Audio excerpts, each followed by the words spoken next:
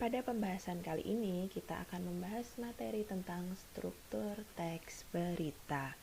Sebelum masuk ke pembahasan, kalian bisa melihat materi yang tampil di layar kalian ini pada kolom materi di Google Classroom masing-masing kelas.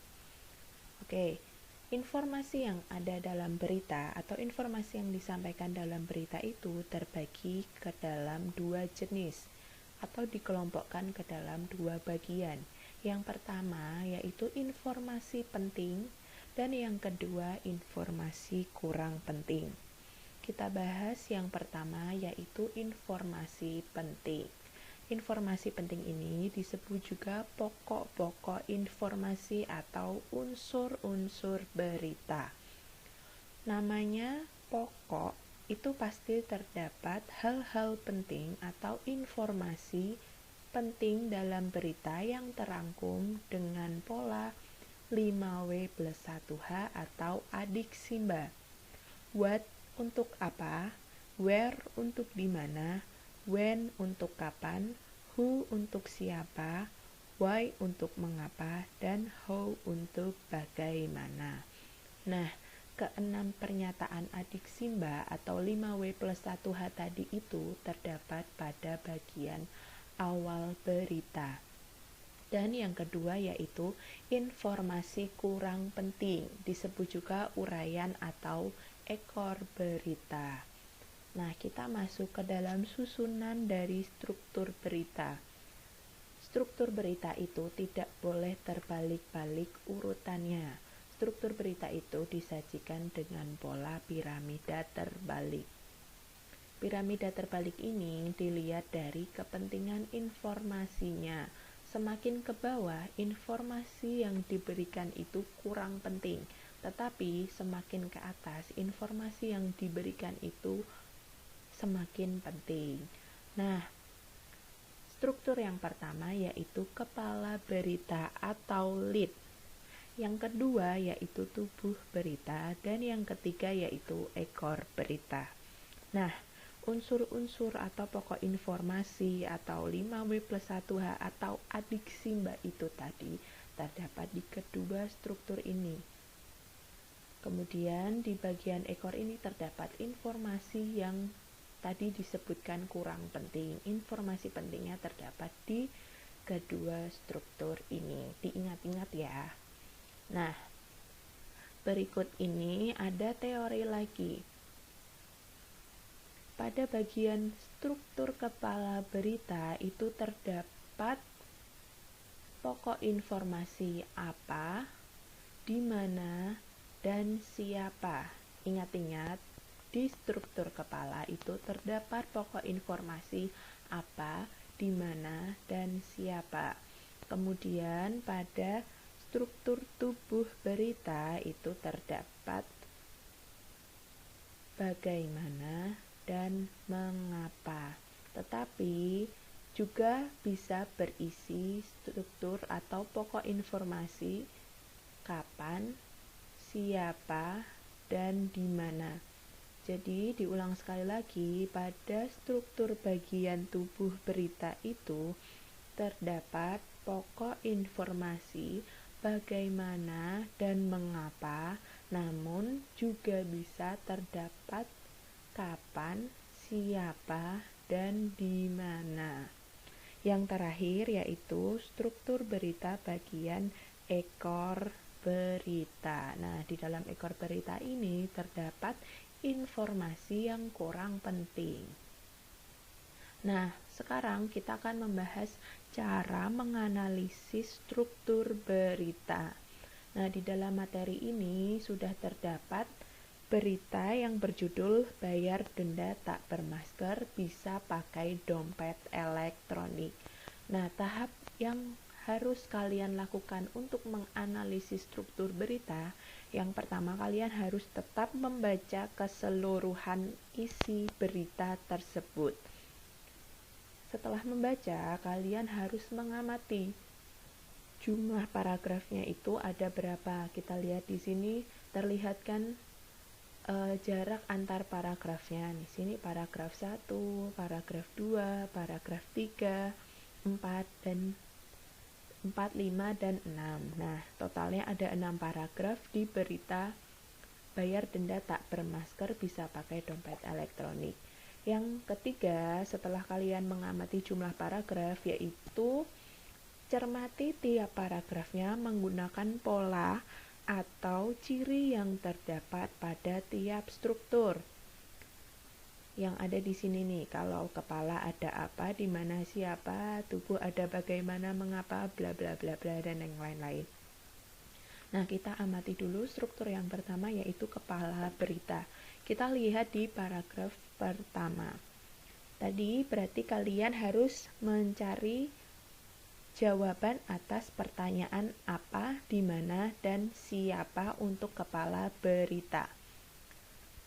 Peristiwa apa yang diberitakan?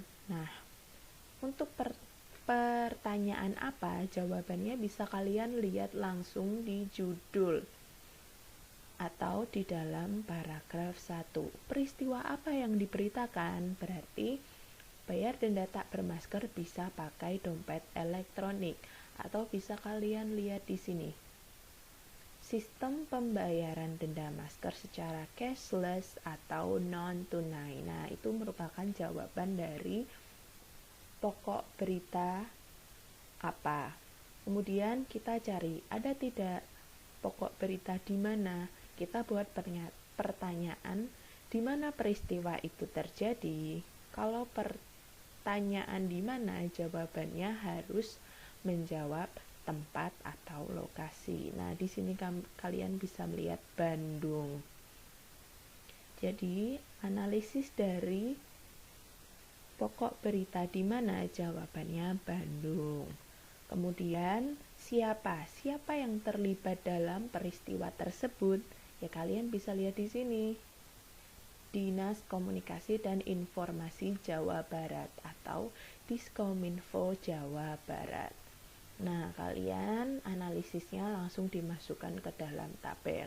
Untuk pertanyaan apa, jawabannya penyempurnaan sistem atau konsep pembayaran denda masker secara cashless atau non-tunai, di mana Bandung, Jawa Barat. Dan yang ketiga siapa? Diskominfo Jabar. Berarti ketiga pokok berita itu apa, di mana, dan siapa terdapat pada kepala berita yang ada di paragraf 1. Kalian bisa isi di sini. Nah, kita lanjut ke struktur bagian 2, yaitu tubuh berita. Nah, berarti kalau paragraf 1 sudah masuk ke struktur kepala berita, berarti tidak mungkin dia akan masuk ke struktur selanjutnya. Nah, kita perhatikan dulu ciri pada struktur tubuh berita, yaitu menggunakan pola bagaimana dan mengapa, tetapi juga bisa menggunakan kapan, siapa, dan di mana. Nah, untuk pertanyaan bagaimana, berarti bagaimana peristiwa itu bisa terjadi. Kalian lihat di paragraf 2, ada tidak jawaban itu? Nah, kita malah menemukan di sini Selasa 28 Juli 2020. Nah, ini bisa masuk ke unsur atau pokok berita kapan. Berarti paragraf 2 ini bisa termasuk tubuh berita karena ada pola informasi atau pokok berita kapan. Kemudian ada lagi nama Kasdikominfo Jabar Setiaji. Nah, ini bisa menjawab pertanyaan siapa. Berarti untuk paragraf 2 kalian bisa langsung nyatakan masuk ke tubuh berita. Terus karena ada pokok berita kapan dan siapa. Kita lihat di paragraf 3 dan 4. Kita lihat paragraf 3 dulu. Saat melakukan penindakan, petugas bisa mencatat langsung kartu tanda penduduk KTP pelanggar, STNK, dan nomor ponsel dari pelanggar. Nah, kalian di sini, ini kan berupa penjelasan. Nah, kalian bisa membuat pertanyaan bagaimana. Bagaimana cara petugas melakukan penindakan? Nah, jawabannya ini, petugas bisa mencatat KTP, STNK, dan nomor ponsel dari pelanggar. Besaran denda akan disesuaikan dengan bla bla bla bla. Nah, paragraf 3 ini termasuk pokok berita bagaimana dan bagian mengapa. Mengapa peristiwa itu bisa terjadi atau mengapa cara non-tunai lebih terpilih dibandingkan menggunakan cash? Ya, jawabannya untuk unsur mengapa berarti harapannya menggunakan sistem non-tunai agar lebih terpantau dan langsung masuk kas pemerintah. Nah, di sini analisnya bisa kalian lihat. Berarti bisa kalian simpulkan paragraf 2 tadi terdapat unsur kapan dan siapa. Paragraf 3 terdapat unsur bagaimana dan paragraf 4 terdapat unsur mengapa. Berarti kalian bisa simpulkan paragraf 2 sampai 4 itu termasuk unsur bagian tubuh berita. Nah, selanjutnya kita analisis bagian ekor berita. Berarti yang tersisa yaitu tinggal paragraf 5 dan 6. Nah, di sini isinya tidak ada kaitan langsung dengan judul berita. Judul beritanya kan berisi bayar denda tak bermasker bisa pakai dompet elektronik. Sedangkan di paragraf ke-5 dan ke-6 ini pembahasannya tentang peraturan yang berlaku.